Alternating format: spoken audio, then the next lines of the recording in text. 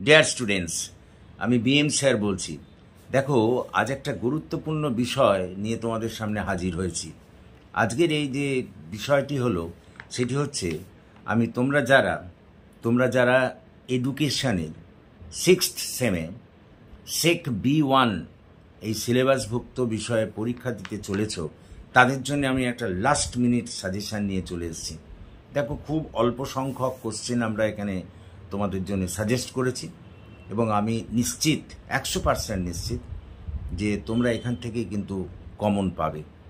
আমি তোমাদের যে কোশ্চেনগুলি বা যে প্রশ্নগুলি আমার খুব বেশি ইম্পর্ট্যান্ট বলে মনে হয়েছে, সেগুলোই কিন্তু এই সাজেশনের মধ্যে অন্তর্ভুক্ত করেছি। এবং তোমরা সকলেই জানো যে আমার বিগত দিনের যে সাজেশান সেগুলো সবই কমন আসে। সুতরাং নিঃসন্দেহে এই সাজেশানের ওপর ভিত্তি করে তোমরা এগিয়ে যেতে পারো এবং এগুলো করে গেলেই কিন্তু তোমরা কমন পেয়ে যাবে।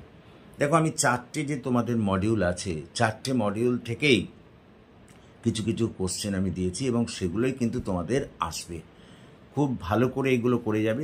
দেখো, আর বেশি দেরি না করে আমরা আমাদের সাজেশানে ঢুকে পড়ি। তাহলে আজকে আমরা যেটা করতে চলেছি সেটা হচ্ছে সেক B1-এর 2024 সালের জন্য 6ষ্ঠ সেমিস্টারের এডুকেশন জেনারেলদের একটা লাস্ট মিনিট সাজেশান। তো চলো আমরা ভেতরে ঢুকে পড়ি। প্রথম প্রশ্ন যেটা তোমাদের আসবেই, ধরে নাও, সেটা হচ্ছে শিক্ষণের উপরে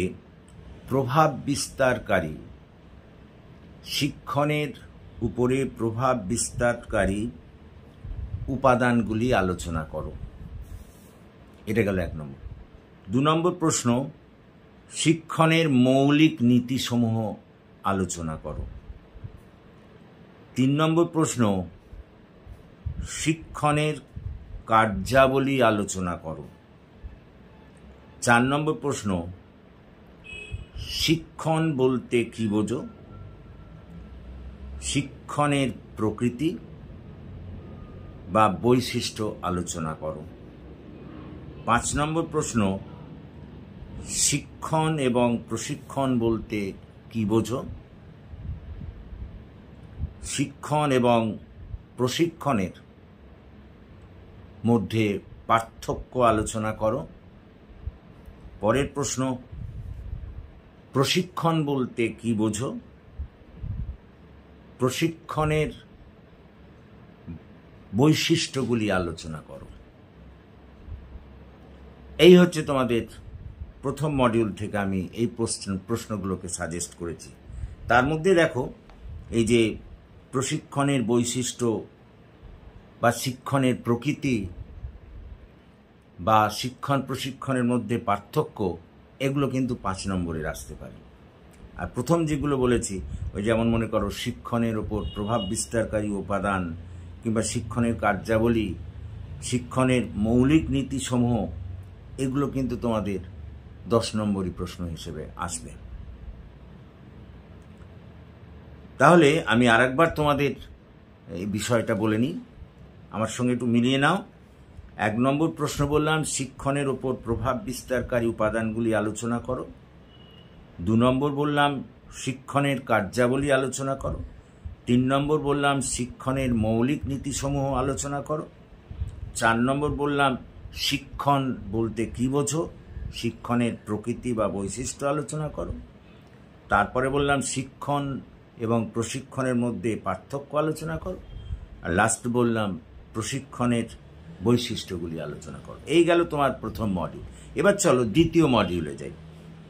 দ্বিতীয় মডিউল, দেখো, দ্বিতীয় মডিউলে একদম ধরে নাও এটা এসে গেছে, সেটা হলো অনুশিক্ষণের সুবিধা এবং অসুবিধাগুলি আলোচনা করো। একদম ধরতে পারো তোমরা এসে গেছে। অনুশিক্ষণের সুবিধা এবং অসুবিধাগুলি আলোচনা করো। 2 নম্বর প্রশ্ন, অনুশিক্ষণের বৈশিষ্ট্য এবং উদ্দেশ্যগুলি আলোচনা করো। আমি আবার একবার বলি, প্রথম হচ্ছে অনুশিক্ষণের সুবিধা ও অসুবিধাগুলি আলোচনা করো। 2 নম্বর বললাম অনুশিক্ষণের বৈশিষ্ট্য এবং উদ্দেশ্যগুলি আলোচনা করো। 3 নম্বর বললাম অনুশিক্ষণের প্রয়োজনীয়তা ও চক্রগুলি আলোচনা করো। 4 নম্বর বললাম, 4 নম্বর বলছি এখন, অনুপাঠ বলতে কি বোঝো, অনুপাঠের পর্যায়গুলি আলোচনা করো। 5 নম্বর হলো অনুপাঠের আচারাঙ্ক বলতে কি বোঝো তা আলোচনা করো। 6 নম্বর প্রশ্ন অনুকৃত শিখনের প্রয়োজনীয়তা এবং সুবিধা অসুবিধা আলোচনা করো। 6 নম্বর প্রশ্ন অনুকৃত শিক্ষণের উপাদানগুলি আলোচনা করো। এবং এই মডিউলের শেষ প্রশ্ন সংহতিমূলক শিক্ষণের সংজ্ঞা এবং মুখ্য বৈশিষ্ট্যগুলি আলোচনা করো। Last but the least one, সংহতিমূলক শিক্ষণের সুবিধা অসুবিধা আলোচনা করো। দেখো, সেকেন্ড মডিউলের কয়েকটা বেশি প্রশ্ন আমি তোমাদের দিয়েছি, কারণ তোমরা জানো এই দ্বিতীয় মডিউলটা কিন্তু তোমাদের খুব বড়, অনেক বড় বড় চ্যাপ্টার অনেকগুলো আছে, এই জন্য এখানে একটু সাজেশনের সংখ্যাটাও বেশি। এবার চলো 3 নম্বর মডিউলে চলে যাই। 3 নম্বর মডিউলে খুবই অল্প প্রশ্ন করতে হবে, কারণ চ্যাপ্টার খুব কম আছে এখানে। সেটা হচ্ছে 1 নম্বর শিক্ষণ দক্ষতার বৈশিষ্ট্য ও নীতিসমূহ। 3 নম্বর মডিউলের প্রথম প্রশ্ন শিক্ষণ দক্ষতার বৈশিষ্ট্য ও নীতিসমূহ আলোচনা করো। নেক্সট 2 নম্বর শিক্ষণের পর্যায়সমূহ আলোচনা করো। শিক্ষণের পর্যায়সমূহ আলোচনা করো। 3 নম্বর প্রশ্ন